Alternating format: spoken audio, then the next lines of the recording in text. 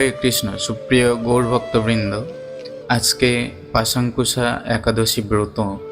আজকের এই সোমবার পাশাঙ্কুশা একাদশী ব্রত মাহাত্ম্য কথা শ্রবণে আপনারা এই একাদশী ব্রত মাহাত্ম্য কথা যদি শ্রবণ করেন কোটি কোটি ফল লাভ পাবেন এবং আপনাকে আর জমালয়ে যেতে হবে না।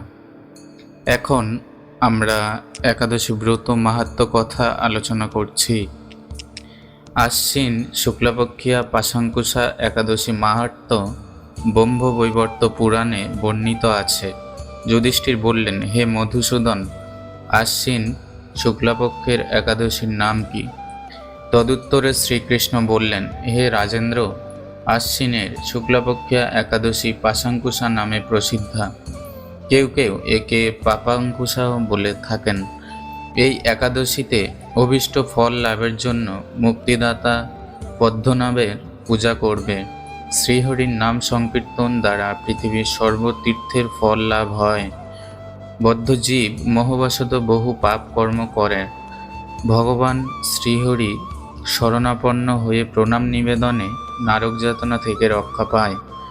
এই একাদশীর মহিমা শোনার ফলে নিদারুণ যমদণ্ড থেকে মুক্তিলাভ হয়। শ্রীহরিনিবাস ব্রতের মতো ত্রিভুবনে পবিত্রকারী আর কোনো বস্তু নেই।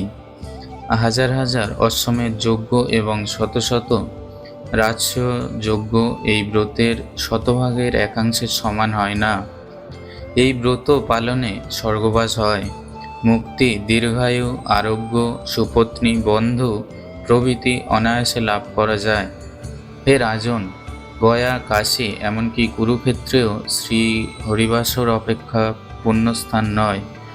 হে ভূপাল, একাদশী উপবাস ব্রত করে রাত্রি জাগরণ করলে অনায়াসে বিষ্ণুলোকে গতি হয়। এই পাশাঙ্কুশা ব্রতের ফলে মানুষ সর্বপাপ মুক্ত হয়ে গোলোকে গমন করতে সমর্থ হয়। এই পবিত্র দিনে যিনি স্বর্ণ, তিল, গাভী, অন্ন, বস্ত্র, জল, ছত্র এবং পাদুকা দান করেন তাকে আর জমালয়ে যেতে হয় না। যারা এই সকল পুণ্য কার্য করে না তাদের জীবন কামারশালার হাপড়ের মতো বিফল।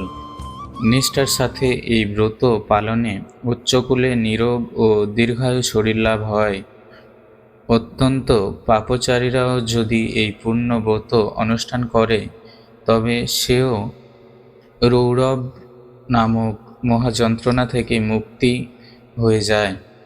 কৃষ্ণভক্তি লাভই শ্রী একাদশী ব্রতের মুখ্য ফল। তবে আনুষঙ্গিক রূপে স্বর্গ ঐশ্বর্যাদি অনিত্য ফল লাভ হয়ে থাকে। হরে কৃষ্ণ। আমাদের চ্যানেলে যারা নতুন তারা অবশ্যই সাবস্ক্রাইব করবেন এবং পাশে থাকা বেল আইকনটি অন করে দেবেন।